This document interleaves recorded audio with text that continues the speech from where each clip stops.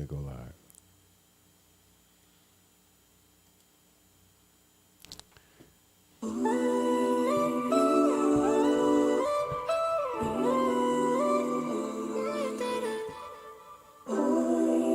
Welcome back. I'm R1 Cameron, and this is today's episode of The Conduit. It is February 17, 2021. How's everybody's Tuesday going? I should not have to tell you the day, as I am wearing a bow tie, so it must be Bow Tie Tuesday. Happy Tuesday, everybody. Are you done with the snow? Glad to be able to move about. For those of us that are here in Cashapp County, I know down there in Texas, you guys are having a hard time down there. East Coast getting hit pretty hard.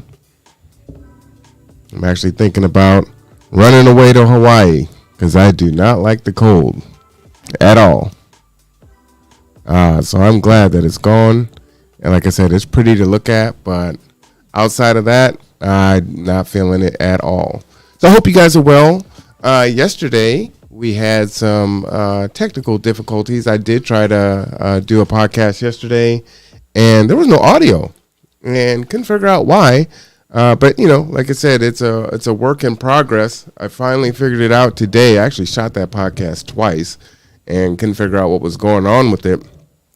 And what I ended up discovering is, if you look at our feed, we've made some upgrades.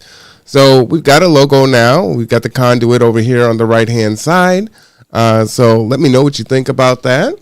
And then we also have a ticker that is displayed at the bottom, so you can actually follow where we're at, right? And find different ways to connect with us and to follow us.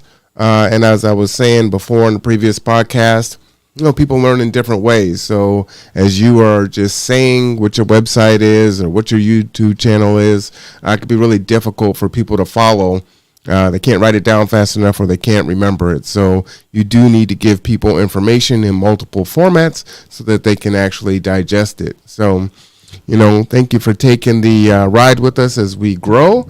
You know, there definitely will be a lot of growing pains as we go forward. But at the end of the day, what's important for us is to get that information out and to be a conduit by which you can learn and also have your opinions and thoughts heard, and kind of break through some of the mainstream thought that's out there and get to some other ideas and perspectives that people have that are out there. So again, you know, that's what it's all about, but you can follow us in all of those various places. I was very against TikTok, but it appears that, you know, TikTok seems to be the place to be. So we'll see how that goes. I think with all things, you know, being open-minded, you kind of can reject a tool based on how it's used. But if you're open-minded, you can use things for good or for bad. And so, from the feedback that I've gotten, you know, it's all about the space that you actually engage in these different areas, right? I mean, Facebook can be a very good tool to connect with family, to share information, to stay connected, but it can also be a pretty dark place also. And so I think that's true of all things, and so I've had to modify my own thinking on that, and considering myself a lifelong learner, that's really what it's all about, right? Is taking in new information, digesting it, and then deciding whether or not that information is valid and you're going to change the way that you think and you behave, or is that going to reinforce, you know, what you previously thought. But I don't ever want to just summarily just disregard any incoming information that I take on. And oftentimes people will tell me that I'm a no person, right? I'm not a yes man, I'm a no man. So if you ask me something, my first response will probably be to say no, because that's just my trigger response. But, you know, I will go back and really consider it and compare and weigh things and whatnot. And, you know, if I find that it's something that, you know, needs to change, then I will. You know, oftentimes if a no is still a no, it could be that I'm resolute in my position on something, but it could also be like, you know, people will bring ideas on what G2 should do or things like that. You should do this or you should do that. And it may not actually be a bad idea. It may just not be practical to implement, or it may not be quite in line with what our actual mission is, right? So there's all these great things that we would like to do to try to help people and make changes in people's lives. But, again, we have some core tenets that we, are built on, and we've got to try to follow those. And you can spread yourself too thin. And so that's hard. And, sometimes when other people are making their suggestions and bringing those ideas to you from them on the outside looking in, it's like, well, why can't you do this? Why don't we do this? We should do this. It's really important. And it's not to take away from the fact that it is important. It's just that it may not be practical, or it may be kind of counter to what it is we do, right? And so, we provide food, we provide transportation, computer literacy, mentorship. We do a lot of things, but, we don't take care of animals. And so, that would be an example of something that would be great, to help animals out and take care of animals, but it's not, in our lexicon of what it is that we do to try to make impacts on people's lives. And that could be difficult, right? Because people are very impassioned about what they do. And the examples are never really typically that stark. Usually there's a lot of nuance in there where it's like, well, if you tried hard enough, you can make yourself fit into that particular, viewpoint where you are serving the population in that way. So it's just one of those things, right? And I kind of like to share my ideas and thoughts on how I process information. Love to hear how you process information, because, anytime I can put more tools in my tool bag, that's just going to make me better and allow myself to grow and develop professionally and personally, which is kind of a lifelong journey of mine. So, again, it is Tuesday. I don't know what you put into your affirmation bowl today. For me, what I put into my affirmation bowl is that I have a very inquisitive spirit, right? I like to understand why and ask questions. And I like to think that I will tend to ask questions that aren't typically asked, right? So if you are in a meeting or you're in a group setting and information is being put out there, and this I find this experience especially in meetings, right? So you're sitting in a meeting, and it's a small meeting. Maybe there's only 5 or 6 people in the meeting. And, people will say to you, well, what's wrong? You're not saying anything, or what do you think? And they call on you. And I may not have any feedback right now, because what I'm doing is I'm actively listening, right? I'm not hearing, I'm actively listening, and I'm trying to take in all of the information and the perspectives and trying to compare it and match it and put it against my own and see if those things are things I agree with.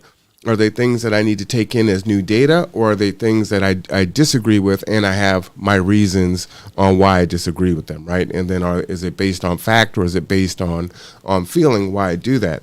And so oftentimes in meetings, I'm very, I'm the opposite of loquacious, right? I'm not very talkative. I just kind of sit and read the room and take on the information. I also don't feel pressured to have to speak. So a lot of times folks will be in a room and they'll feel like they have to say something. And I'll sit in spaces where, folks will basically kind of go around the room at different intervals of the meeting and share the same information that the other person just said. And, I don't know what's behind that. I think some of that could be, not wanting to feel like you didn't speak and you didn't participate. It could be that you didn't get a chance to get your opinion in edgewise. And so this is a space that even if you're repeating it, then you're letting people know that you are on the same wavelength, right? So you're signaling to them where your mind is at. So it could be a lot of different things, but I don't ever feel pressured by that. I can sit in a meeting and not say anything. And I think it's just fine because, again, I am actually taking it all in. I take notes both mentally and physically on paper, and it's very helpful for me to digest what it is that I'm being told because there's a lot of information going in. And again, we can make a lot of decisions, sometimes rash, just, trying to process and decode information that's coming to us pretty often. And, all these things kind of go together that I'm going to talk about today. But before I get into today's topic, I wanted to let you know about the upcoming interviews. Okay, so it is Black History Month, and with that, I thought it would be a great opportunity to actually get to know a lot of folks. You know that we do our Inventor Series, or Black Americans that have made impact in our country over time. And so it's been really fun to share, I would say more obscure and data points, for lack of a better word, on some of our Black inventors that is counter to the mainstream. I was listening to a politician the other day talk about, Frederick Douglass. And again, not to diminish anything that, Frederick Douglass's accomplishments and his impact on Black America and America at large. But there are so many other people that have made their impact on the world, and, they never ever get their shine or acknowledgement, and that history is lost. And it is up to us to make sure that we counter that narrative with information and facts that are out there. And so that's really important to me.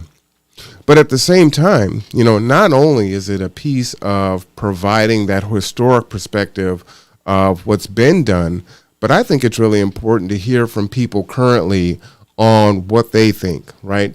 What has influenced them? What do they know? What do they think? What do they believe? I think that's very powerful. And I think that helps us tremendously as we try to grow as a people, and hopefully that we grow together, right?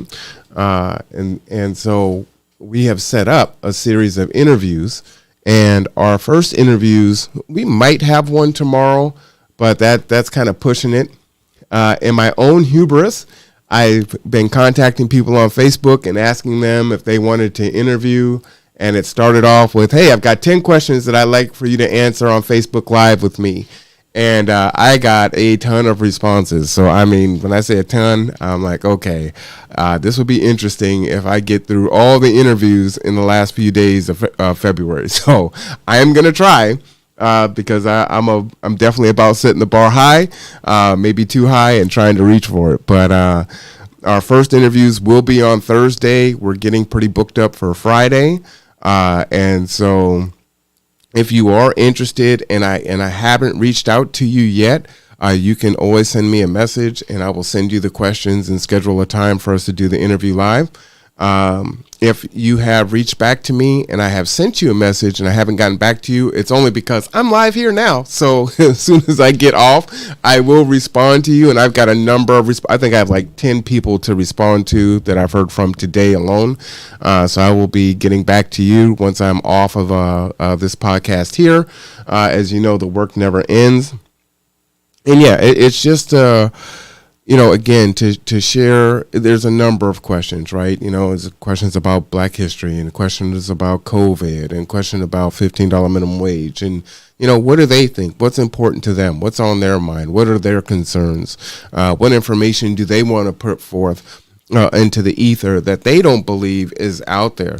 What do they want, other people to know about them, right? I mean, we are a community, and the only way that we are going to truly, I don't know, I could pull up the Webster's definition of what community is, but if we are going to be a well-run ecosystem of people coming together to move forward in society and work through our issues, then I think we need to get to know each other and, celebrate the things that make us different, and celebrate the things that make us, that we have in common, right? I mean, we love our families, and, there's a lot of things that we can name that we can do that. And often we're probably not as far apart as we believe that we are. But, we have been, I herded into different corners, and stay in your corner and have your identity politics and all the other things that kind of exist out there, to where we can have conversations with each other. That if someone has an idea or a thought or a question, then it comes off as an attack, disingenuous, intellectually dishonest, ignorant, just a lot of different things. And it puts the other party on attack or on defense. And it's like, how dare you think that? How dare you say that? And that's not going to do anything for us, right? We're not going to grow from that. But if that wasn't how I grew up, if that wasn't my experience, then how am I going to know if I don't ask questions? And where I disagree with kind of the mainstream thought is, it's like, well, if you're interested in it, then go and research it, right?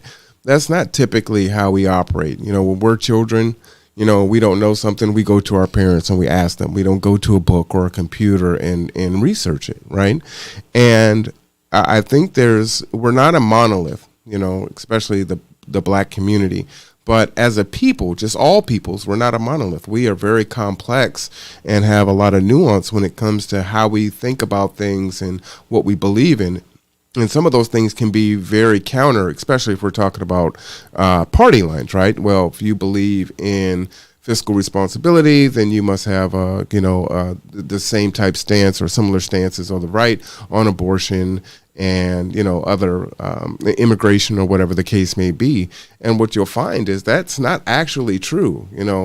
As I shared with you before, I don't consider myself a Democrat, but I also don't consider myself a Republican. I would say that I'm probably a little bit more conservative than I am liberal, but there are, pieces of both sides that kind of build my framework of who I am and what I believe in and how I go about, moving around the world and trying to impact other people and trying to help other people. And so, folks that are not, I want to be kind to my words. Well, not even kind. I just want to be accurate. I don't think it's a thing of kind. I'm not being mean. Folks that are not accurate in their sentiment, where they say, okay, well, how can you be conservative, but then you want to help people and you do all this kind of social work in the community. And I think that's the part that's missed, is that you can have both sides of that. And again, until you get to know someone and have conversations on trying to figure out what this person is about, what's important to them, why it's important to them, then they just remain kind of this stranger and this facade of what's built of the stereotype of what exists. And so, again, the show being the conduit is, and I was just telling someone last night, I believe that I am a conduit, and I am a conduit to be used either as a cautionary tale, either through, teaching, through experience, things that I've learned, bringing people together, providing a voice for folks, helping people out, in just those different ways. I think that the conduit is apropos in a lot of different spaces. And so it works as a name and as an action of what it is that we're trying to achieve with the podcast. And so I think by getting to know each other and understanding that, then I think that we can find ways to kind of move forward. And it's not that people are just inherently evil and just trying to operate against your own best interests just for the sake of it. But it's that we just don't know each other. Not to say that there aren't a lot of folks that are out here that have some issues and some problems that do need to be resolved, and they do need to change, no doubt. But again, I had a conversation with a mentor several years ago, and they talked about who your audience is. And they said there are three types of people, right? You got the people that are already in your corner. Doesn't matter what you say, they've drunk the Kool-Aid, right? They're all in. It doesn't matter what's going on. These are your avid supporters, and they're there for you. And then you have the people that it doesn't matter what you say, doesn't matter what you do. You can, give them facts. You can play their own words back. You could do whatever you want, right? You could tell them it's raining, pull them outside, and they're getting wet, and they'll tell you that it's not rain. And then you have the people that are in the middle. And these are the people that can, that maybe they don't believe what you believe, or they don't agree with what you agree with, but they can be swayed based on the information that's provided to them. Like they're a little bit more open-minded, and it really just depends on your approach to them, on them being able to consume the information and the evidence and the data that's coming in, whether it's anecdotal or whatnot, and then they can make their decision. And ultimately, the people that you're really trying to reach are those people, right? Because you're not going to move the people on the right. You got to get out of your echo chamber, and so you're shooting at the middle. And so I think that's really where a lot of people exist. And of course, there are quite a few folks that are on the fringes, but there are a lot of people there that are in the middle and are wanting and looking for something and are not sure how to do that. And it's got to be tremendously scary if you have a counter thought or you believe something else and you want to kind of step out there and explore it. And it's like, well, I want to step out there, but I might get attacked by the other side, but I'm definitely going to get attacked by my own side for daring to try to step out and learn some other perspectives and have those conversations. So now you're just out there on an island of your own, and it's just easier to say, you know what, I'm just going to stay here. It's safer here. I just don't need that. Life is already too hard. And so this is what this space is, and I think the more of us that enter into this space, the more of us that will grow, and our voice and our ideas will come forth and be heard. And I think that's powerful. I see that Rob Dent is on, says the new graphics look good. Thank you so much. Angelia White, very true, and I'm thankful. Eyes wide open and true. Glad to see that you are on. Thank you so much for joining us. Yes, I do like the graphics. That took me quite a while to learn it. Like I said, I'm kind of teaching myself as I go. It's tremendously frustrating and rewarding all at the same time, right? Because there's not a book that's out there to tell you how to do this and that. So you're Googling, you're watching YouTube, you're trial and error. Right before I went on, my whole computer just reset. I mean, everything, my lights, like the whole circuit. And I'm looking around like, okay, is the weather bad or whatnot? But other circuits in the house didn't, I might have like 40 things plugged in. So it may be too much. I probably need to get a backup power supply. That's a whole nother conversation. But it is what it is. But it's about trying to keep yourself in this frame of mind and push forward, even though you have these obstacles that are going to go before you, right? And so I'm driven by that. And so my goal for my affirmation today was that I'm inquisitive, and so I want to share some information with you that I think will be really important. I gave you the updates on the interviews. Like I said, reach out when you are ready, and we will go ahead and do that. I do want to read a statement that I didn't read in the last podcast, but it kind of goes without saying. The fair use of copyrighted work for purposes such as criticism, comment, news reporting, teaching, including multiple copies for classroom use, scholarship, or research is not an infringement of copyright. Okay. And so what I try to do, again, is bring to you the different sources that are out there and trying to make sense of it. At the end of the day, what I realize is we need information, and we're going to receive information from somewhere, multiple sources, right? And so the thing that we have to learn how to do is figure out how to sift through all of the information that we're taking in, to learn how to critically think and take out the bits and pieces that are truthful and make sense. And as you are consuming information from all these different places, be able to make an informed decision that's accurate. And it's very difficult to do. It sounds really easy, right? I'll just watch, Fox News, and I'll take this piece from there, and I'll take MSNBC, and I'll take that, and I'll take CNN, and I'll read the Wall Street Journal, or I'll read the New York Post, and I'll take all this information, right? And I'll put it together. Well, that's not easy, and that can be very confusing. But there's a lot of contradictory information out there. And so you have to start to exercise that piece of your brain, right? Wherever you're getting this information, whether it's someone else, whether it's from me, right? Where did I get the information from? Is what I'm saying accurate? Do you agree with it? And I don't ever want you to feel like you need to agree with what it is that I'm saying or what I'm presenting. What I'm hoping it will do is spur critical thinking, right? It'll spur ideas and thought in an intellectually honest way, where it's not attacking, I disagree because this, have you considered that? And that we can grow together by it, right? Maybe there's information that I'm missing. Maybe the information that I'm interpreting isn't correct. But then the converse of that may also be true, right? There's information that you don't have, or there's information that you are not digesting in the way that it was intended to be digested.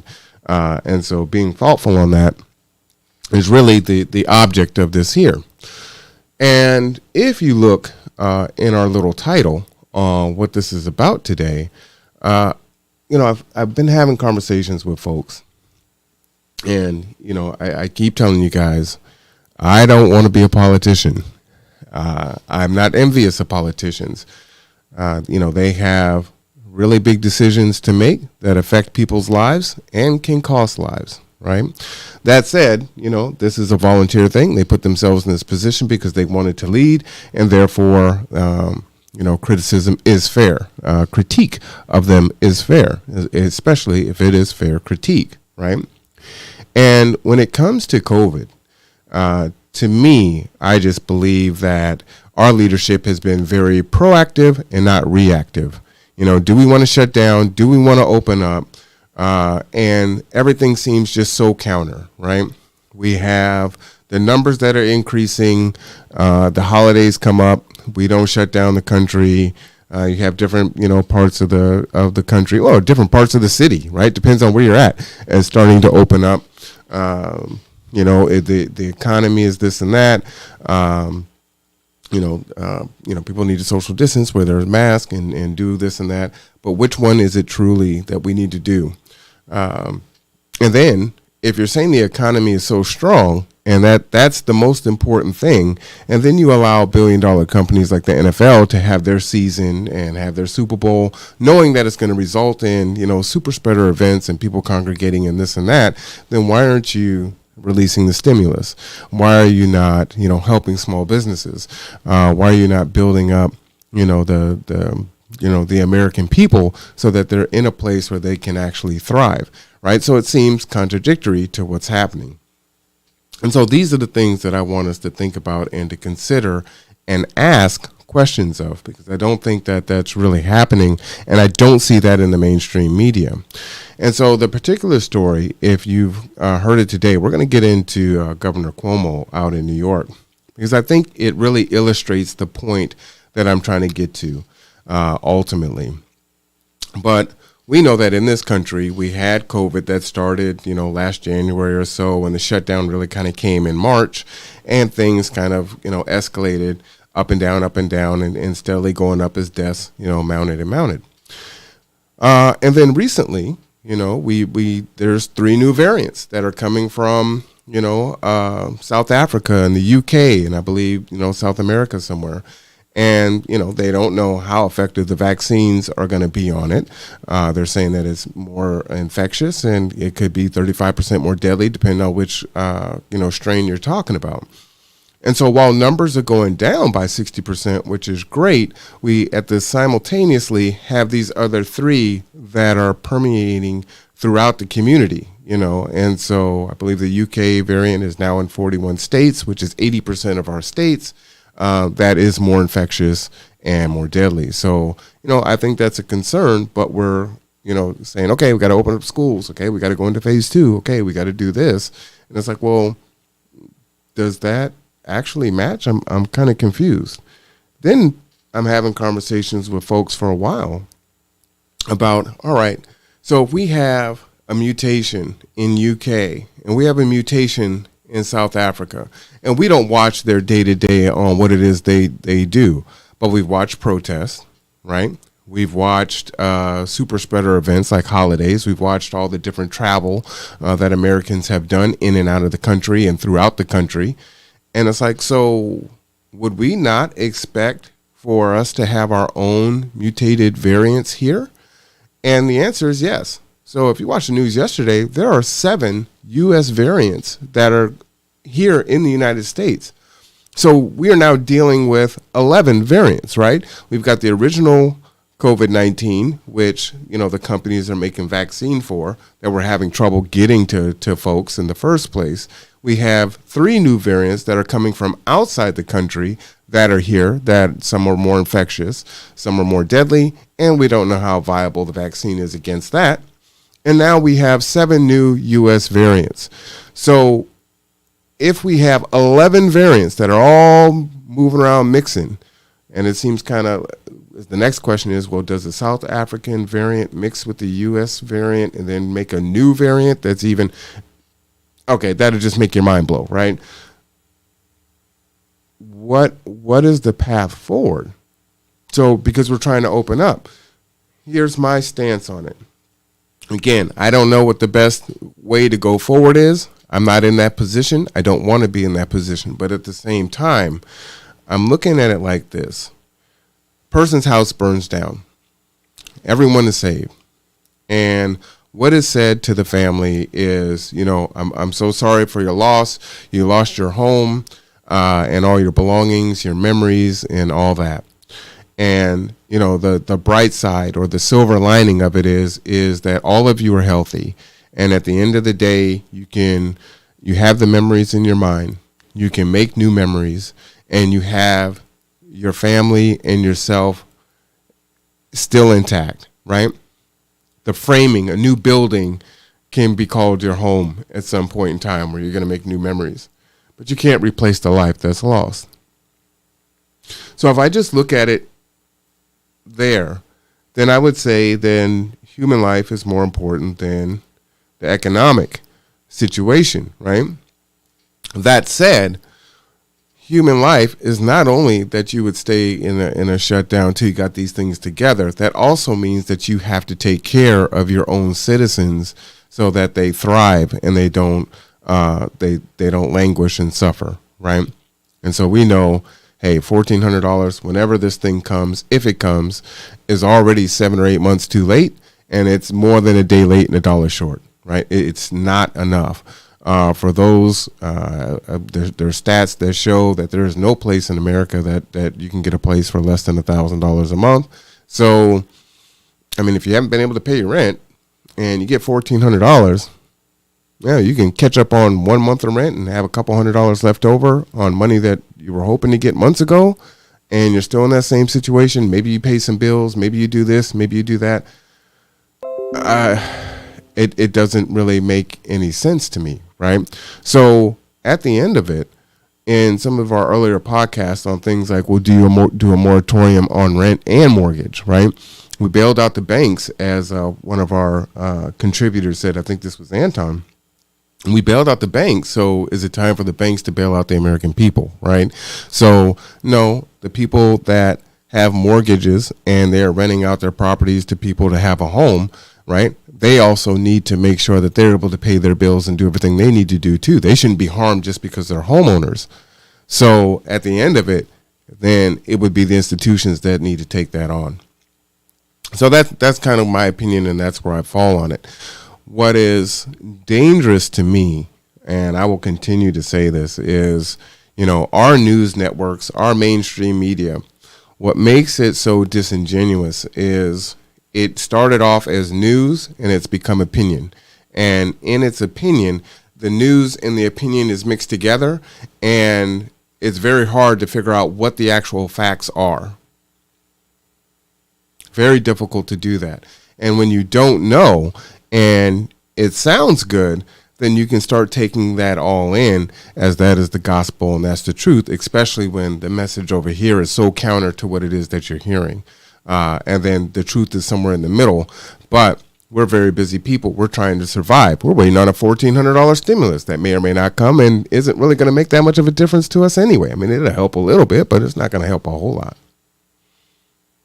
So we just consume what we consume, and that's what it is. Who has time to sit and actually do the research and dig and find out what's fact, what's truth, what is, data that is manipulated to prove my point or that point? We don't typically have time for that. So I think that's where the biggest damage of places like CNN, Fox News, MSNBC, the newspapers and things have done to us is they really are more opinion and not fact, and now we don't really know what's in there. And if they throw in the little sprinkles of fact in there to give itself legitimacy, then we don't know what to think. And we look up and now we're down this road and this is what we have going on. So I wanted to share a few articles with you. The first one is through The Hill, and this is crystal ball, and I cannot remember Sager's name. Now, the one thing, I listen to these guys.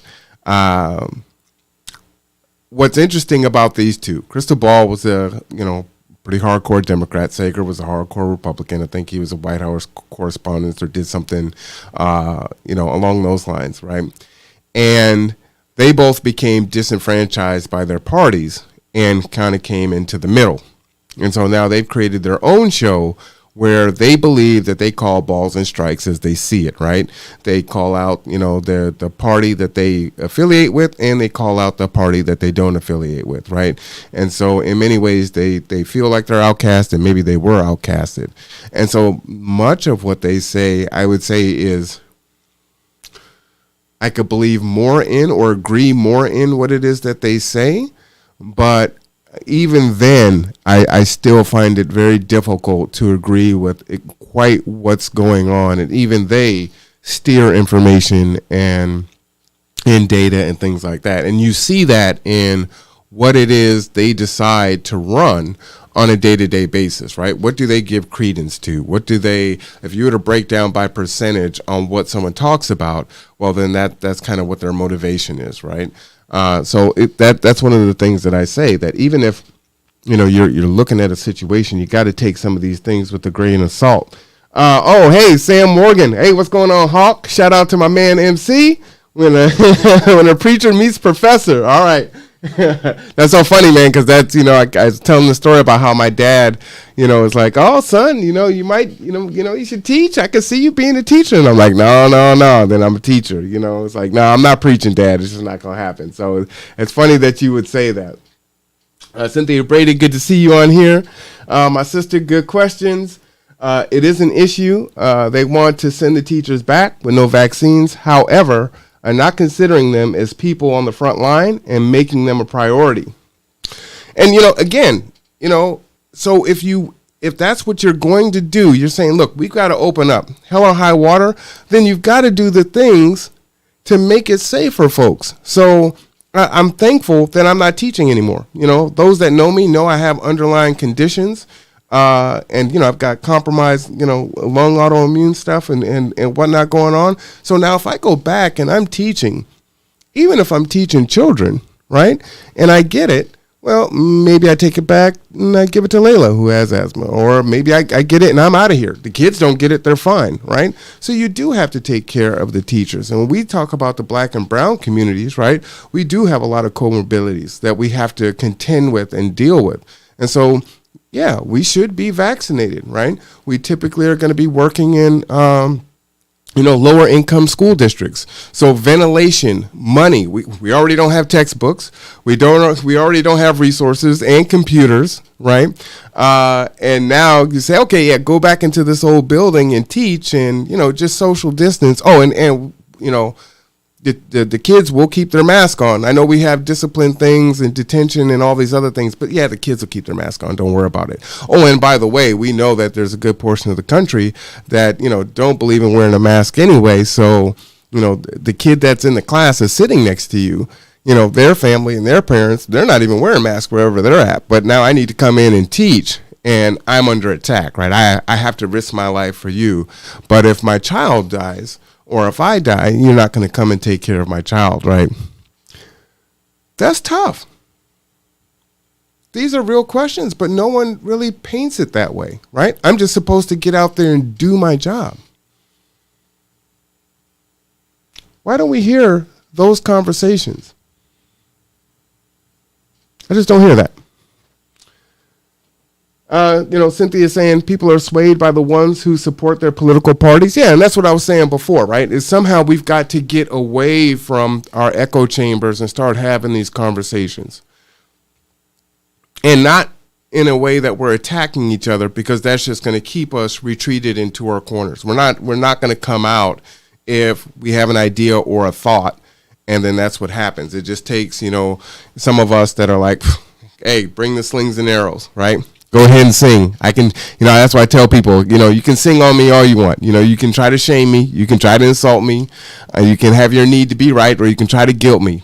I'm the conduit, so I'm the voice, and it is what it is, right? So I march boldly, and that you'll do what you do, and that's it. Good luck to you. But the message will get out to people, and folks will start to come out and start to have these conversations and thrive. So, and I hear what you're saying, Angelia, where you say, Fox, no, thank you. But I would say, even if you are looking at it from, hey, look, these guys are bad, and or their viewpoints, maybe the people aren't bad, but their viewpoints, even if you're looking at the art of war, you still need to know who your enemy is, right? So that's how I ultimately started watching so much of the different content, because in a debate, you need to be able to debate their side just as well as you can debate your own. You need to know where they're going to come at you from, right? So again, it's all a lifelong learning experience. And there, if you are so entrenched and you say it's just all bad, they may actually tell the truth in something. There may actually be fact. They may actually be right on this particular issue. Might be hard to hear because 9 out of 10 times it hasn't been truth. So, it's like typically it's not going to be what it is. But again, I don't think anyone is inherently, evil or bad, and everything that they just say is 100% wrong. And so it's an opportunity for growth. But let me go ahead and get into this Hill thing, this Hill piece here, and play this for you. And let's go ahead and do it. I wanted to start with a gigantic bombshell out of the state of New York and a cover-up from the Cuomo administration. Do not want to let this story slip by the wayside, despite much in the media who wanted to do so. So basically what happened is on Friday, the story broke that Cuomo's top aide, Melissa DeRosa, she was being questioned by the Democratic legislature in a private setting. She privately apologized to withholding the state's nursing home death toll, telling them that we, quote, froze out of fear that the true numbers would be used against us by federal prosecutors. So this is essentially, Crystal, an admission of a cover-up of the number of deaths in nursing homes, which was a result of the decision by Cuomo and the administration themselves in the early days of the pandemic to place people who had COVID-19 back in the nursing homes, where we have had the vast majority of the deaths, especially in the early days. That decision costs probably thousands of lives. And nobody is saying Cuomo intentionally did this. But since the beginning, and we've been under scrutiny, we've talked about it here, I think almost since May, it's been in the public sphere. Nobody has decided to acknowledge it. Thousands of people lost their lives. And now they are basically admitting that they covered up the actual death toll figures in order to stop scrutiny from the federal prosecutors, but more importantly, and let's be real, from the media, who were never all that curious in the first place. Well, So what is the reason why I believe this is so critically important is if you follow the news at all, you know that Governor Cuomo was really just exalted as, just the voice of reason in really either political party, right? It's kind of like Dr. Fauci and Governor Cuomo, especially from the Democratic side, side of it, right? Trump was evil and bad and was secretive, and the interview that he had where he talked about knowing how deadly it was but didn't share it with the American people. Well, the counterpart to that during the height of COVID did the exact same thing. But the mainstream media, right? I mean, you've got Fox News as the right, and they've got some ONN or whatever their other news channels are that are coming up. But MSNBC, CNN, ABC, NBC, right? They're all touting, Governor Cuomo as just being this, above board, great politician that is out for the people, and they literally were hiding the numbers. That's a very good point. And the media's complicity, I think, is an incredibly important part of this story. Cuomo was confronted with this alleged cover-up and failed to issue an apology for the substance. He says he's sorry he created a void. Let's take a listen at his response. Look, I have said repeatedly, we made a mistake in creating the void. we made a mistake in creating the void. When we didn't provide information, it allowed press, people, cynics, politicians to fill the void.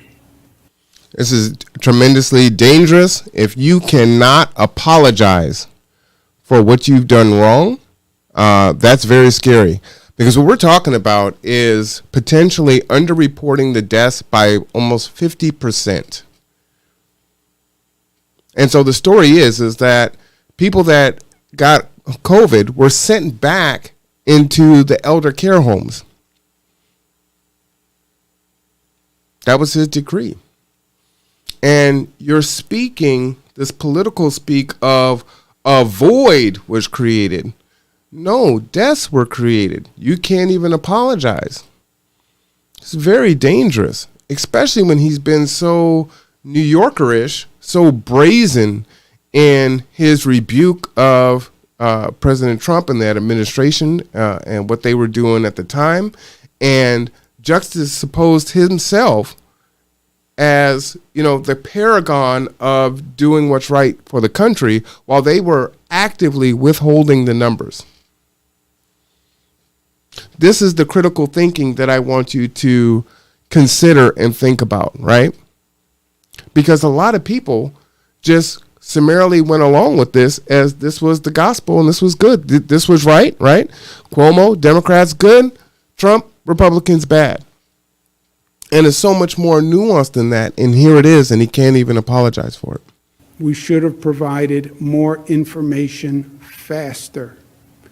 We were too focused on doing the job and addressing the crisis of the moment. Well, then we can do about commercials, right? Too focused on doing the job. This is like in a job interview when they're like, what's your greatest weakness? And you're like, I care too much. I just work too hard and I care too much. Just to remind you all, so the initial decision is we're going to allow nursing home patients who have had coronavirus back into the nursing home, okay? Then when he's confronted with that, he accuses this of just being a partisan hit job and nothing to see here, and that's what he's referring to, multiple times. Cynics. Yeah. That was his go-to excuse. Meanwhile, the state legislature in the state of New York was requesting more information about exactly what the death toll number was. They totally stonewalled them for months and months and months. At the same time, the Trump Justice Department also requests that same information. Same thing. They delay. And now we're finally getting maybe a full picture of just how severe that death toll was. And this all came out of a report from the Democratic Attorney General, by the way. This is not from Republicans. This is from Letitia James, the Democratic Attorney General, the report that came out there that showed the number of nursing home deaths was maybe as much as 50% higher than what the Cuomo administration was admitting to. They've since had to go and correct the public record, but again, they only did that after they were caught. I mean, that's really the reality here. So to get back to the substance and the context of his aide admitting like, hey, sorry guys, we just were worried that we're going to get in legal trouble because of the deaths in nursing homes in this catastrophic. So if you would, just close your eyes for me and take Cuomo out of there and put Trump's name in it. What would you want to have happen to Trump if Trump would have been the one to do this?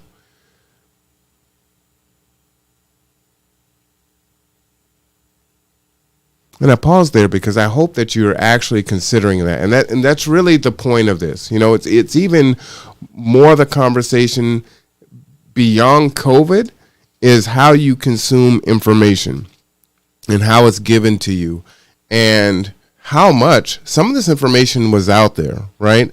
But we expect for our politicians to have our best interest in mind. We don't want them to stonewall us. We want them to be clear and concise. We want them to be transparent. And if you're going to call out one, then you have to be above that, right? At least that's what I believe. Do you believe that? I think that's important. To kind of show some other perspectives on this, this was back on March 24th, 2020. So, I mean, this had just happened for the most part. And here, this is MSNBC. And this is Rachel Maddow speaking about Cuomo. In New York, which is now becoming a world capital of coronavirus impact, it's starting to feel like America has this one president in Washington, but a whole different president for the coronavirus crisis, who's the guy in charge in New York. I mean, President Trump in Washington literally said this weekend that GM and Ford are making ventilators, he said, quote, right now, when that is absolutely not happening. And so this is particularly dangerous, right? Now, the date that I gave you was March 24th. March 1st and March 7th were the last days that G2 as an organization cooked inside of Salvation Army, right? Our partnership with them, we wanted to be able to feed the folks that were staying in the shelter. And so we were using their kitchen to provide meals to them 1 day a week. So this is literally, 2 weeks after the fact. And so when you rewind back, this narrative, this demagogy was put in place right from the inception, right from the beginning. So as you go forward, the battle lines are drawn, right? Trump bad, Cuomo good. Not only is Trump bad, he's the president, agree or not, he was elected, he's the president. There are people that don't agree with Biden, but Cuomo is a governor, and she has exalted, right? MSNBC has exalted him. It's like we have two presidents. That is dangerous hyperbole. That's very dangerous, especially for low information voters. And I hope that no one takes low information voters as a slight. Because as I described before, low information, I'm in survival mode. I'm trying to take care of me and my kids. I don't have time to watch these talking heads. I'm going to consume little bits of this data here and there. And then I'm going to kind of form my decisions based on that. I'm going to form my decisions based on my loved ones and friends that I trust. And maybe they have time to hear some of this stuff, and they're going to parrot or repeat some of the stuff that they've heard. And now that's what I believe by proxy, right? But this is where it's come from. I show this as a cautionary tale of how information from the very beginning of something can be woven into the psyche of one party, a group of people, and then have them think in a certain way, and then be so entrenched that we can't come together and work as a unit, as a community. And yes, there's a ton of examples we could pull up on the Republican side. But I think many more of the people that I'm probably speaking to are more on the Democratic side, right? The Democratic Party is the and I'm holding up the quotes of the people, right? And so it's important to see where there's hypocrisy when it exists. I mean, President Trump has continued inexplicably hyping unproven supposed miracle cures for the virus, right? We've got a president of the United States who's operating in Washington. The president of the coronavirus response still does appear to be the guy who's in charge in New York. The president of the where coronavirus? New York, as a state, is forging ahead into the darkest days of this. All right. So, again, not to say that what she was saying about Trump wasn't true, but two things can be true simultaneously. We can get caught up in that where it's like, well, Trump did this and that was bad, and therefore I'm not going to believe this, or I am going to believe that. Both things can be true at the same time, and that's what we had a case here. Trump didn't do what he needed to do and how he should have done it. I will agree with that. But Cuomo and the media positioning themselves against Trump and the Republican Party in that way, you just do so much better just by presenting the facts and what is. Calling the balls and strikes, right? And then when we use words like integrity, what does integrity mean? And can we say that integrity actually exists? Because if it does, then that means that you would have to call it as it is, regardless of whether or not it's going to harm your own party, right? Otherwise, we just allow folks to get into places that aren't good for us, and then we have to accept what it is. And it slows our progression to getting to moving further. Let me go back to some of our quotes here. Angelia, yeah, but the NFL doesn't have the same to do with the stimulus.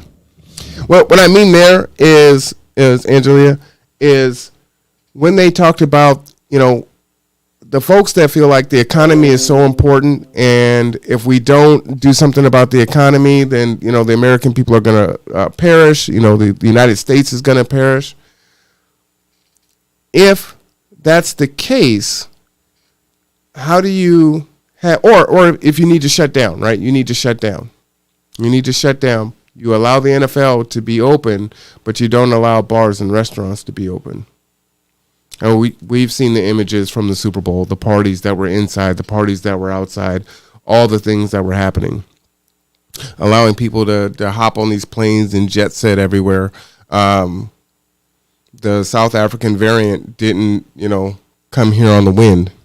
Came in here on a plane, right? Somebody actually flew here with it. So it's just the little person kind of gets left out, right? The big, super billion, multi-billion NFL, they get to go on, but the mom and pops stores and companies, they don't. So if it's truly a thing that the economy is more important, then we should have taken care of the restaurants and the homeowners and the renters and the workers. And they shouldn't have to be out here. I mean, you hear stories about folks in BMWs and Mercedes, driving for Uber Eats because their job is gone, right? And I feel that we should be empathetic to that situation, because what it does is it puts this downward pressure on those of us that are low income or homeless or have multiple challenges and hurdles and hardships. It just makes it even worse, right? Because they're going to press down on us. And then as the economy starts to right, they are going to first stand up, get off our shoulders, go back to what they were doing, and then somehow we're supposed to stand up, but we're even lower than where we already were before. See, it all goes together. You also say, I have faith, but not happy. I'm there with you, right? I do want to be faithful in people in general. I can be cynical at times. I can be pessimistic, but ultimately I wouldn't do what I do if I wasn't optimistic and didn't believe that, humanity can prevail. And not only just hoping or being an optimist, but turning the optimism into action. So I think that's really where the change can happen, right? I think it's time for us that have been told we don't have a voice. You can't have a voice. There's no time for you to have a voice. Your voice doesn't matter. It's not valid. You're not smart enough. You're not rich enough. We do have a voice. We are smart enough. We are rich enough. It doesn't matter. We're human beings. We're American citizens. And it's time now for us to let our voices be heard. Let our opinions be heard. And that ultimately is going to make the change. That I truly believe in. And so the action of that is now us going beyond, liking something in social media or going off on our keyboard on social media, right? Now it's time for us to come together and start having these conversations where it's not just attacking, but now it's actually having discussions with ourselves where we're being critical, we're being honest, and then also finding ways to have conversations with those that we don't typically agree with. And then trying to become solution-oriented. Let's state the problem. Let's talk about what's going on. But then what is the pathway forward? What's your perspective? Why do you feel the way that you feel? Whether you agree with it or not. And I am going to get on the vaccine. I'm going to bypass that for now. But that is important. But we can't help the people in charge. Didn't give a beep about the people to pass anything till later. Yes, and what I believe about that, Angelia, is just what I'm saying now, right? It is time, and I'm gonna use Tara Simmons as a really great example, right? Tara Simmons, her story is not a secret, right? Tara Simmons began using drugs. She lost her nursing license. She went to prison, and she fought. And she fought, and she fought, and she fought, and she got herself right. And then she advocated for herself and others. And she was able to do something that you're not supposed to be able to do. And the first thing was she was able to sit and pass the bar and become an attorney. She fought. She dared. There was no guarantee. But that wasn't going to stop her from trying. And then after she had the audacity to advocate to sit for the bar and get her become an attorney, even though she's a convicted felon, she decides, I'm going to run for political office. Well, you can't do that. And she did. And she was elected. So now you have someone who, whatever her experience was previous, now has had a different experience that many of us have had, either from classism, from racism, or whatever. And now she is an advocate that is now in Washington, that is now a voice. And if nothing else, that should really embolden all of us. Because if she can do it, and you only need someone to get their foot in the door, just crack it open for us. Because if we all work together, 10,000 of us will be on her back, and we'll push that door down and knock it off the frame with it. And that's it. It's done. There are so many more of us than there are of them. So when you speak about the leadership not given a Star-Spangled Banner,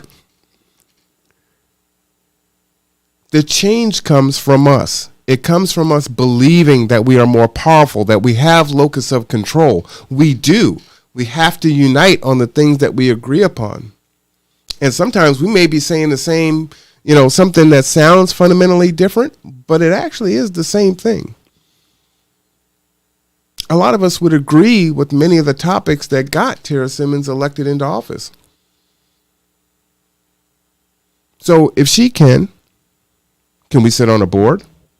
Can we sit on a committee? Can we create a committee? Who says that we can't? Who gave me permission to start a nonprofit? If I waited for that, there still wouldn't be one. Who told me not to start a program at the college? If they told me I couldn't, there wouldn't be one.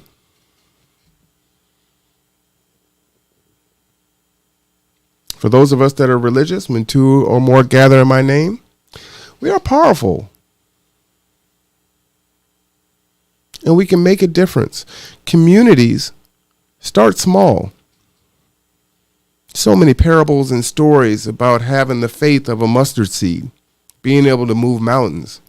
It's time for us to believe in not the parable, but the action of, and start putting our action behind what it is that we read and what it is we believe, and the good thoughts, the memes, and the things that we're exposed to. I think that's what we're doing here.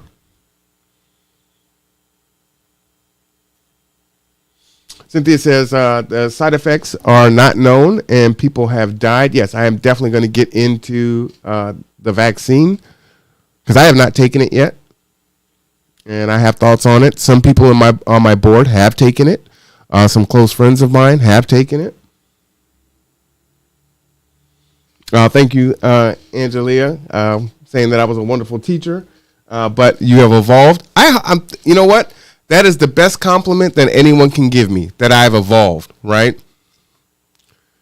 Being a lifelong learner, trying to consistently improve, either professionally or personally. And not for the people outside, it's for me. I've got to live with me. I've got to answer for how I live. I'm responsible for how I live. I'm not, they say there's a saying, you're not responsible on how people treat you. You're responsible on how you treat people. Well, if I take that to heart, then I have no choice but to be this.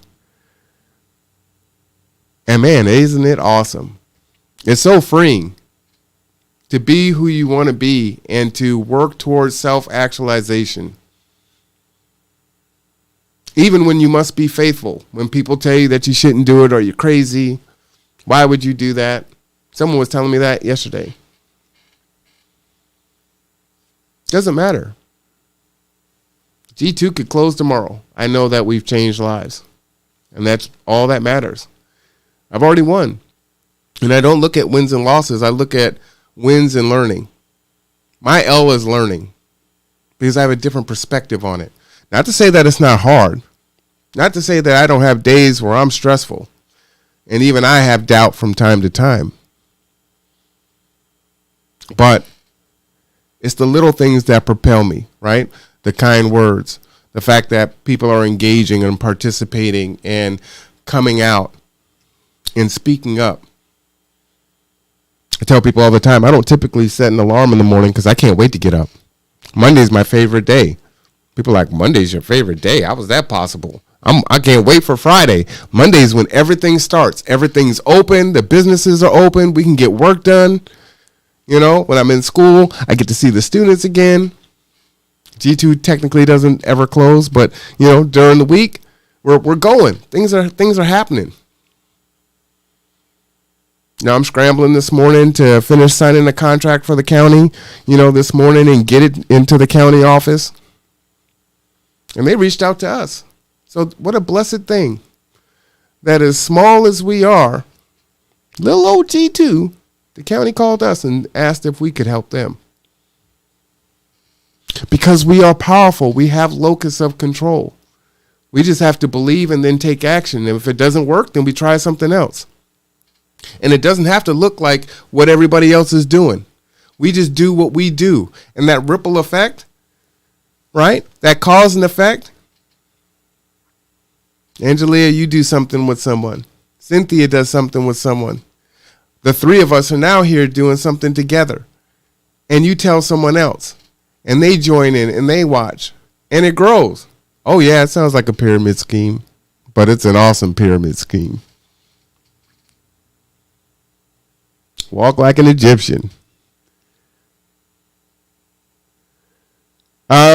Angela also says, I have a lot of friends and family in Texas without power. Yeah, that's, we complain about folks up here when it's been dry for a while and then we first get the rain and it's like, wait a minute, you've lived in Washington for how long? How can you not drive in the rain?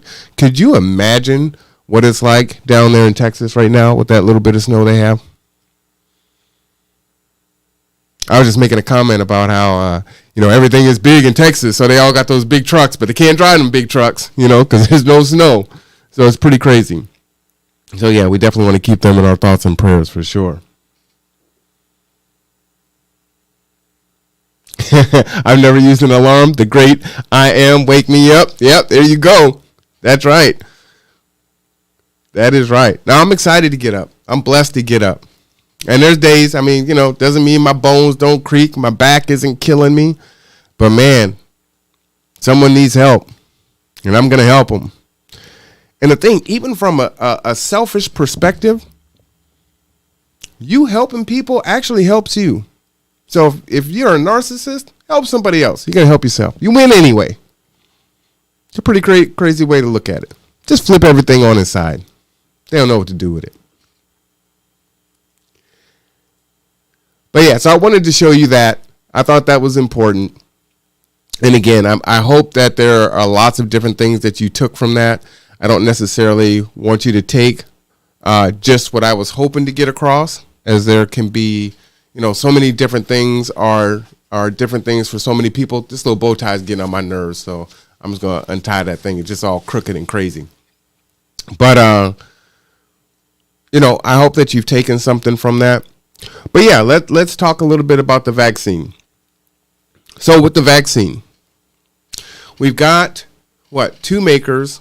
two drug makers that say you need 2 doses. We know that from an equity standpoint, the vaccine isn't still getting into the hands of black and brown folks and low-income folks. We know that the most expensive zip code in our country has been vaccinated, How they got it? Well, we know how things work, right? We know that doesn't matter what administration is in place, whether it's red or blue, there is still an inequality when it comes to healthcare in this country and who gets vaccinated, when, and how. We know there's a huge disparity with, and this is what's really tough, right? And again, it's going to seem like I'm very critical on the Democrats. But again, you know, you have put yourself in this position. You have demanded our vote. In Biden's case, you know, he told us specifically for black folks, you ain't black if you didn't vote for him. And for many of the coastal cities, they're Democratic cities. So we've had all of this time. So while we are, you know, lambasting the Republican Party and President Trump, why were we not getting ready, coastal cities, to be able to distribute the vaccine when it came?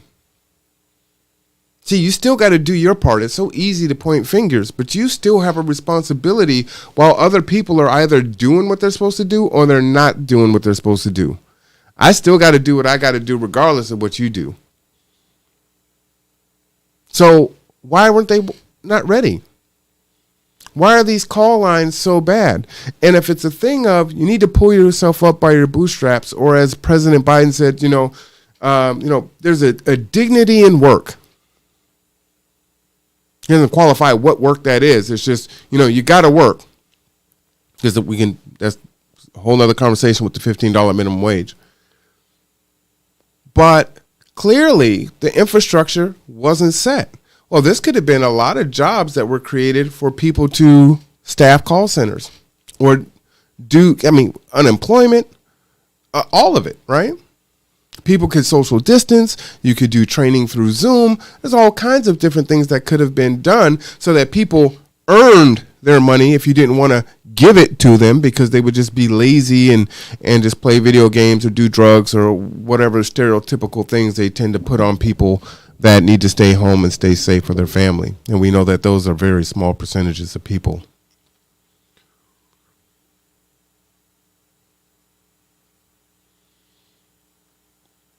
Just saying, right? So you hear the stories night after night. Elderly people they don't know how to use the computer. Now there's business opportunities come because there's a gap that someone sees and they jump in and they fill that void, right? And so now you have different agencies across the country that are extending services to elderly people or people that don't have either computer literacy or computer access to help them navigate to get the vaccine if they are due the vaccine and they're in that round. But we've had months to get to this point. What is the actual planning that we're doing now? I personally don't believe in impeaching Trump. He's out of office. He's gone. We have a pandemic that's happening. We're at 400 and something thousand people gone, dead. Let's be clear. Let's just use the words. They're dead. We still have people dying at a clip of 1,000 a day. And so if it's still another city or another state, or you don't really know someone, or they had other underlying conditions going on, okay. That's, you get to feel how you feel. But when and if it hits your family and you're the primary breadwinner and you don't know who's going to take care of your children or your significant other, if you have to, they say no one should have to bury a child. If you now have to bury a child because of something that maybe could have been prevented, the impact is going to be with people forever. But we're more concerned on the economy. Not to say that it's not important. But I'm sure all those folks would rather have their people back than worrying about whether or not they could go into a bar. But that said, that means that we have to do our part, which means the government should have made it to where that bar didn't have to close down. To me, the solution was really simple. Yeah, it cost a lot of money. But how much is a life worth?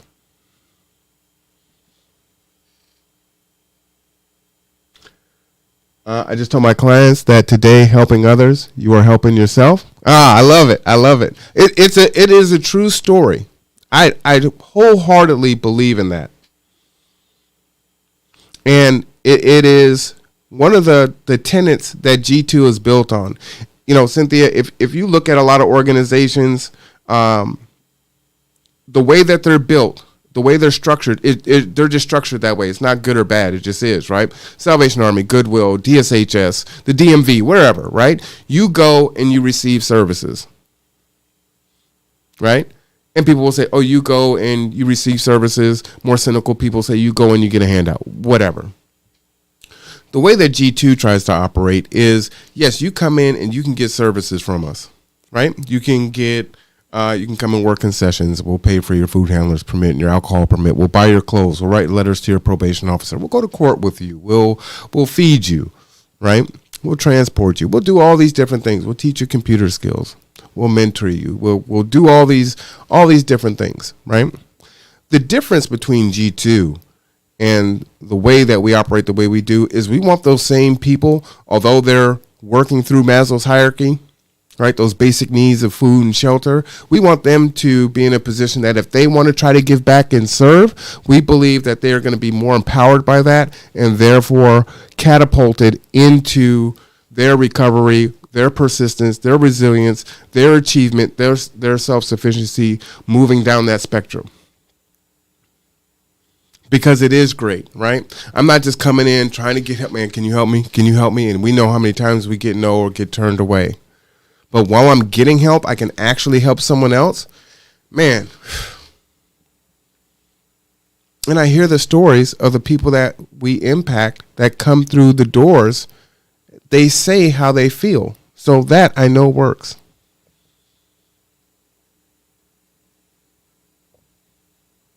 Rob says, yes, but they are who are in power and neither. Okay, so we're talking about something else there. Yes, you are about setting the bar high. I tell a lot of folks that didn't know me, you know, as a instructor, you know, from a student perspective or an employee or anything like that at the college. I was pretty hard. You know, I said, you know, I don't give grades, you earn them. Because folks, you know, students would come in, and I can't say kids because many students were older than I was, you know, and they say, oh, you know, Mr. Cameron, you know, I need an A. I want an A. Can you give me an A? And it's like, I don't give grades. You earn grades. And I would have debates on, you know, some of my mentors over at OC as to how rigorous a 2-year curriculum should be. And so I always felt like you should push people. And if English 101 at OC is English 101 at UW, then you got to have enough rigor and content there that they're going to be able to continue forward in English 102 if they take it at UW or whatever that next class is that they take. Otherwise, you're doing a disservice. So yeah, I don't give grades. You earn them. I fail people all the time. You know, one of the things I had to do, like at the end of my first year teaching, I had to get a lock and gas cap because I was really worried that someone would put sugar in my tank for failing them. Because I failed people every quarter. But for the most part, I'd say probably 90% of the people that I failed believed that they deserved the grade they earned. It wasn't something that I did. It was something that they didn't do. You know, whatever the case may be. And, you know, I could be very accommodating to people's situations and whatnot if the lines of communication were open, because things do happen. I also didn't like extra credit, right? Because if you do your regular credit, you wouldn't need extra credit. So, you know, it could be there, but it's not going to be just some, you know, foo-foo-frilly assignment to boost your grade. You know, you see the extra credit, it's like, yeah, now I'm good. I'll just go ahead and do the regular assignment. But it works. It works. That was a waste of time and money. Cynthia, what was a waste of time and money? Absolutely not feeding them fish, but teaching them how to fish so they can feed themselves. Yep. Remember, I thought you were an instructor when you were a student. That's pretty crazy. And then I met you as an instructor later. So did you meet me back in 1997? Because that's when I was a student at OC, Cynthia. Because in 2012, when I started at OC, I started off for like my first 6 or 7 months as an academic advisor for professional technical programs. And then I started teaching in, did I start teaching business management first or general studies? I started teaching in one of the two disciplines, and then, I ended up doing pathways and teaching up at WorkSource, and then it was just off to the races, and I was gone. So yeah, let me know, because I don't remember when we first met. Was it 97? Because that's when the last time I was a student, which is pretty crazy. I tell you what, as we learn more about each other, and if you take this journey with me, you'll learn a lot about me. I'm pretty open, as I said, trying to operate as a conduit, as a cautionary tale. You'll hear a lot of stories, and I will tell you, not in a million years would I ever think that I would be teaching at a junior college, let alone the one that I attended. So you truly don't know what God has in store for you. I tell folks that, one of my gifts is people to me look like the code in the matrix, the little green lines that go down. I see the potential in people. And a lot of times they don't even see their own potential. And it was how my father saw me, right? He told me that I had what it took to be a teacher. He thought I would be a good teacher. And I resisted and rejected that with every fiber of my being. There was a time I didn't want to be anything that my father was. He was a principal. He was a principal at Armin Jar at one point in time. And he was a Baptist minister. He was Reverend Cameron. And so those are two things. I'm like, I will do anything but do that. And I ended up teaching. So I am my father's son, and I'm tremendously proud of it now. But, there was a time when it was like, nah. But he was right. He could see the potential. I just had to see it in me. And so I feel like I see the potential in other people, and people need an opportunity to allow their potential to manifest. And, unfortunately, one of the, I used to tell you were a sharp dresser you were. Was I a sharp dresser back then too? I like my clothes now. Ain't nothing wrong with your clothes. And I tell you what, my dad had a saying. My dad's saying was, just because you're poor didn't mean that you didn't have to be dirty and you didn't have to be clean. So, our yard was clean. Our house was clean. We all had chores. We had to vacuum every day. We had to dust every day.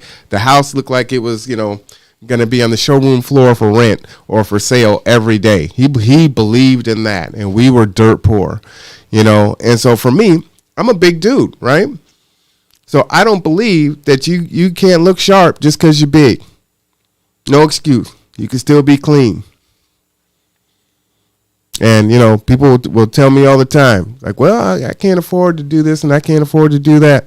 I know many of y'all have seen me in Goodwill. So look out for them sales. Get you a $1 tie, $2 tie. Build it slow. It is not the 17th, but it is Tuesday. What day is it today? Is it the 16th? It is the 16th. My days get all mixed up, Angelia. I shot the podcast, the first part of this podcast last night. It went for 30 minutes. There was no volume. And Raymond sent me a message and said, hey, there's no volume. So I reset everything. I did everything. I reshot it, got all the way to the end, found out there was no volume again. I think I went to bed this morning at 7. I don't know what time I talked to Rob. And then I laid down for like 2.5 hours. I got up and then I started going. So I think I ended up skipping a day, Angelia. That's how it is sometimes, Yeah, I'm just, I'm there with you, I've gotten some awesome clothing at Goodwill. But you do that, and if you take care of your clothes, they'll last a long time. I have clothes that I've had for more than a decade. You wash it in cold. You don't dry it on a real, hard, hot cycle. You can keep your clothing for a while. wait for the sales, do prioritize. I tell you what, I do not like spending money on myself. That is one thing that is absolutely true. I hate buying shoes. I hate buying socks. Those things are really expensive. I would just rather spend my money on helping other people, honestly. Probably to a fault. 6, that's what time I called you at 6 a.m. this morning. So, yeah, I think I told Rob, was like, Rob, I haven't been to sleep yet. I'm going to lay down for a couple hours, and I'll call you when I get up. And, I'm making lunch for the job site, for the construction site. So I popped up at and I called him and I said, oh, man, are you guys on the job site? Because I see the truck. Do I need to make the sandwiches? I don't want to be late. So he said, no, it's still too much ice to do that. So I was like, I got to make sure my guys eat for sure. But yeah, so, let's jump into the vaccine. So with the vaccine, my friend that I've known since 3rd grade works in the medical profession. His name is Rod. He sits on our board. He actually got the vaccine. He got the first shot, and then he got the second shot. He said he got a little sick from the first shot. He is a well-educated man. I definitely trust him. I would say that I would trust Rod with my life. But that said, I'm still not getting the vaccine, right? So that's what I mean by being open-minded, taking information in, and then ultimately making the decision for yourself. So I believe that it could make sense to take the vaccine. My dad always told me, go where you're not wanted. And so if you go to the places where they don't want you there, typically that's where you're going to get the best services. So when I look at the evidence of, and this may be a cynical way of looking at things, the richest zip code in the nation, all of them getting the vaccine, folks, doing some unscrupulous things to get the vaccine. I mean, they had a program in some cities where if you were with an elderly person and you were helping, you were part of their bubble, you can get vaccinated, and people were, finding elderly people to go in and get the vaccine. I look at the disparaging numbers of, the inequality of who's getting the vaccine. That would tend to let me think that the vaccine is likely more safe than not safe, right? Because if it wasn't, then I would say the dominant society would not be getting the vaccine en masse the way that they are, and they wouldn't be fighting for it. So that's my cynical side to it. My unmedical side to it is, typically it takes several years to develop a vaccine, and they whip this thing like that, right? And they're also playing from behind, right? They're making a vaccine, as I said before, for COVID-19, but we've got 3 out-of-country strains and 7 in-country strains. So they're already playing from behind. So the vaccine we're getting, and then you're going to need a booster. So how effective is it going to be? Now they're telling you, well, you can get vaccine, you can get COVID again, whether you get vaccinated or not. You're still going to need to wear your mask. They don't know how effective it's going to be on certain strains. On some it works, on some not so much. And then a lot of people that I've spoken with have gotten super sick from getting the vaccine, that second shot. Just made them deathly ill. And they've come through it. And there's stories of people that have died or, had some really bad reactions to getting the vaccine too. So, again, I mean, this is one of those things. I can't tell you what choice to make on that. Right now, I know that Layla's mom and I have decided we're going to wait a little bit and just see what happens, which means that we're going to work hard to social distance and do the things that we have to do to not only keep ourselves safe, but to keep other people safe too. So we're not going to be out there, out and about and, exposing ourselves and putting ourselves at undue or unneeded risk, right? And so I've got my circle of influence, like I said before, and my circle of support, which I hope that you all do. And if you don't, you are either growing that support, you're creating it, and then 2, you're cultivating it. You got to maintain it, right?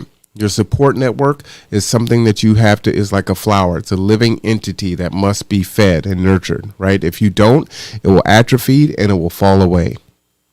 And then you also have a duty to your circle of support also, right? That's a 2-way street. So you can't just expect to get help without giving help. So Pick wisely, but do pick and cultivate it. And so now we'll go back and kind of talk about some of these things. Rob, you're an RN. Oh, I'm talking about, so there's Rob and there's Rod. So there's Robert and Roderick. Roderick is the gentleman who's in the medical profession who got the vaccine. Rob kind of feels the way that I do, has more of a wait and see kind of attitude on it. Cynthia says, I am thinking there may be a vial for them and a vial for us. They have not earned my trust. You know what?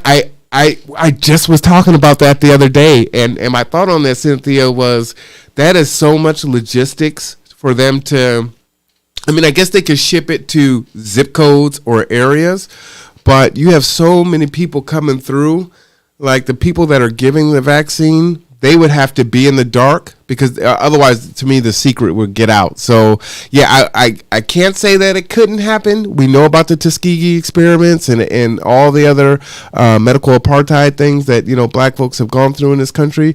But, I think that one would be a hard one. But I just was talking about that. That's so funny that you bring that up. And see, a lot of people are thinking these things. And I think most of you guys would say, I'm an educated person. Most of you guys probably respect me, and I have my doubts and my thoughts, right? And it's not that I have a tinfoil hat on, but I am wary and I am concerned. And so, man, I don't know what the right answer is to that. And as sick as people have gotten from that second shot, that is something that, I have ongoing conversations with my doctor because I can only get so sick, and that could be dangerous for me. So I've got to consider that too. And then with all things, at some point, you just have to outweigh what's the greater risk, right? And it could come to the point where, not getting it is going to be a greater risk. But I would like to wait. I definitely like the idea of getting one shot more than two, seeing what they've got going on, and they've got more time to develop this one from Johnson & Johnson, and there will be another one that comes out after that. Nope, me too. Wait, wear my mask, all that. Yeah, I think that's really, wearing your mask is important. I try not to go out too much. When I do, I definitely have my mask on. I mean, we were making hand sanitizer at G2 and masks when COVID first hit, so we were all for that. So we take every precaution and probably a little bit extra. The people in politics received their shot first. Yes, they did. And we were tokenized with that too, right? They had the black nurse on that first got the shot because it was like, well, black people don't trust. So it's interesting.